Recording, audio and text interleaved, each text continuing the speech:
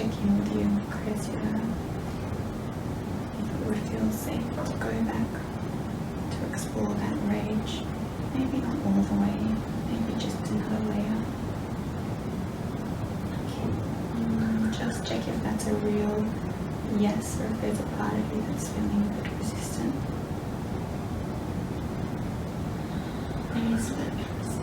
Tell me about that. It's important not to rush an experience of resource. We want to allow time for it to marinate and integrate in her system.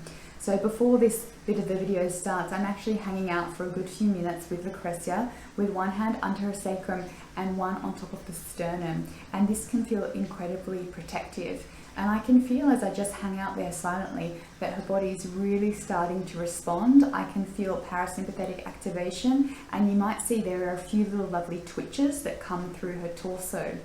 After a bit of time in silence, I use verbal cues, and again, this comes from hypnotherapy, to draw attention and connection from what's happening in her body up to her mental verbal narrative. So I suggest for her to notice and to feel that experience of relaxation and resource. And again, this is really important to ensure that integration. Once I feel there's been sufficient change, and the way I kind of gauge whether it's sufficient is whether I can feel, I guess, a little bit of release and not as much bracing in the body, I decide to ask Lucrezia to check in again, now that she's feeling resourced, on whether it's safe to connect to her rage and whether we might process just a little bit.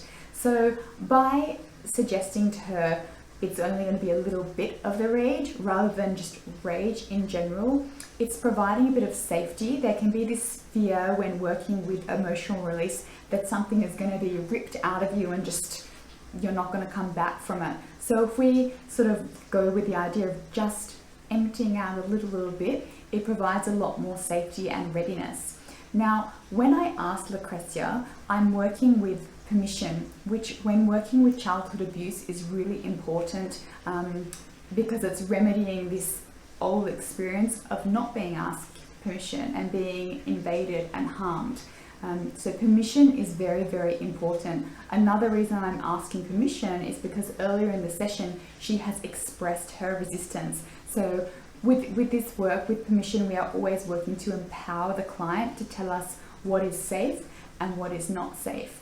And you might notice in the video that I asked Lucrezia, and she says, yes, sure. But because I know from previous work with her that she does have a fawn response and she is a people pleaser, I'm going to make extra sure that there's not one single part of her resisting. And again, this is ensuring that she's seen and heard, but it's also making sure that if we do go in again to the rage, there is a certain ease that comes with it. So I'm checking in on her fragments. And because we've done work together for a little while, she knows how to connect to this idea. And she immediately says, well, yes, there is a part of me that's resisting. So this exploration is very, very important.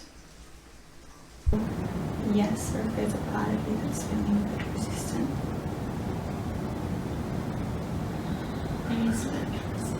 Tell me about that. I guess it takes me so much to come into that peaceful space. I just want to stay there. I keep wondering if I'll find it again. So let's draw a map to it. Okay. Where's the most peaceful place in your body right now? Where you're holding me is This hand or this hand? the upper hand. Okay, so I'm going to bring both my hands here. Okay. Let's just build a map, a bridge, this peaceful place inside you. Because that's where the little one lives. The little one will you. Is she there now? Yeah, she's there. She's a little scared. So, is there anything you'd like to say to her to make her a little less scared? Yeah, I have to say that. To become safe again. Be okay. It's all going to be okay. I guess she would have been very terrified to express her rage. Yeah. wonder if you'd like to bring your hand up to your heart. Okay, I'm going to put one on top here. I want you to breathe into that peacefulness, into your little self, little me as you call it. Yeah. Just knowing that you can come back here again and again to this peaceful place and to little you. Just with your breath, your intention, the support of your hand. And I want you to really feel that and know that, not because I'm telling you, but because you can actually feel it yourself.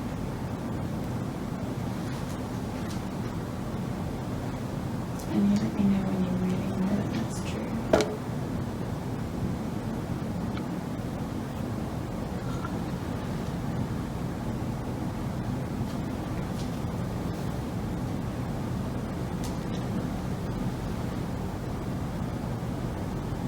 Before this part of the video, there's actually another 3 to 4 minutes of me just holding and silently sitting with Lucretia, but we've sped it up for viewing purposes.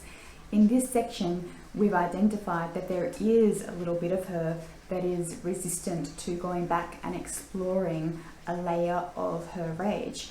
And so I ask her why, and I think it's really important to be able to just ask the client, why is this? They're often going to have an answer. And she immediately connects to the fear of losing this very peaceful experience that she's been having. So if she goes into her experience of rage, she won't have a way to find this again. So the remedy, the option that I offer her is to draw a map so that she can always get back to this experience. And in order to draw the map, I'm going to use anchoring, which is a hypnotherapy tool, and I'm also going to use touch. So I asked Lucretia to let me know where is the place in her body that feels the most peaceful, and she identifies here where I have one hand. And so what I do is I bring all my awareness of touch to that area. So I put one hand underneath and one hand on top. So I'm really holding that area, and I ask her to simply associate to this area and the peaceful feelings that she's having.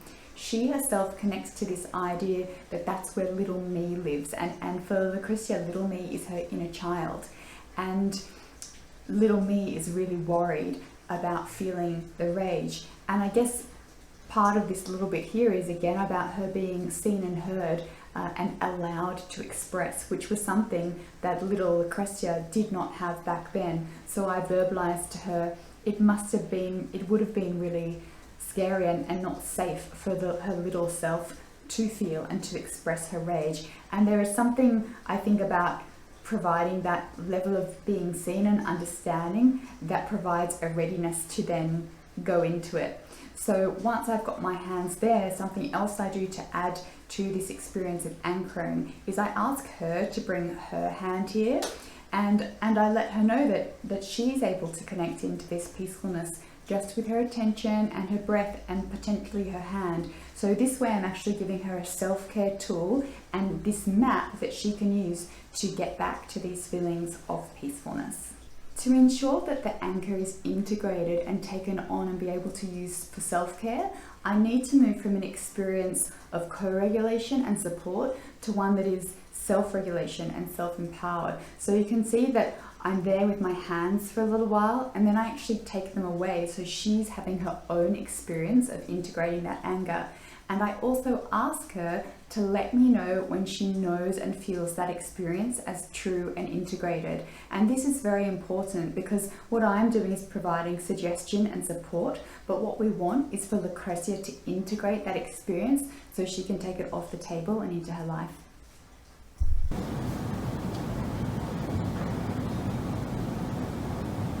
I'm wondering if there's a bit of a conflict happening right now. There's a part of you that knows it's true. There's a part questioning it. It's like she knows. I guess she knows because we've done it. It's more. There's a scary part. Tell me about that.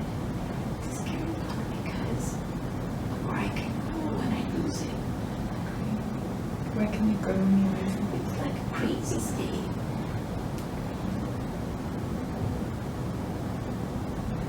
And the crazy state's where you can't come back from on your own, isn't it?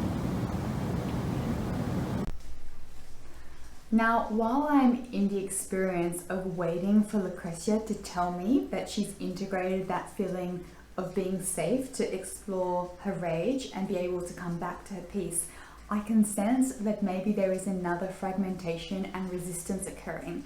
And I can sense that, one, because it's taking a little bit more time than would be typical of this kind of work on the table. Often it's a very quick and palpable integration and readiness to explore. So that pause is letting me know there's possible resistance and fragmentation, but I can also feel her nervous system searching, and that's a little bit hard to explain, but I can feel her system not quite able to settle into that little part. So those two things are telling me, okay, let's explore a little further and see what's happening. And so when I ask her about whether there is sort of further resistance, she does say yes, that there's part of her that knows it's safe to do it and that she can come back, but there is a part of her that's afraid of going to what she calls her crazy state. And I know that crazy state she cannot come out of alone. So when she has a trigger and she goes to her crazy state, there's no way for her to get back. And just by verbalizing it, we're bringing that resistance and that fragmentation to light so that we can address it. So right now, Lucretia, you're not on your own. I'm here with you to support you and to anchor you. Yeah, I want you to connect to that and see if it changes your scared part, or if it doesn't. And if it doesn't, that's okay too.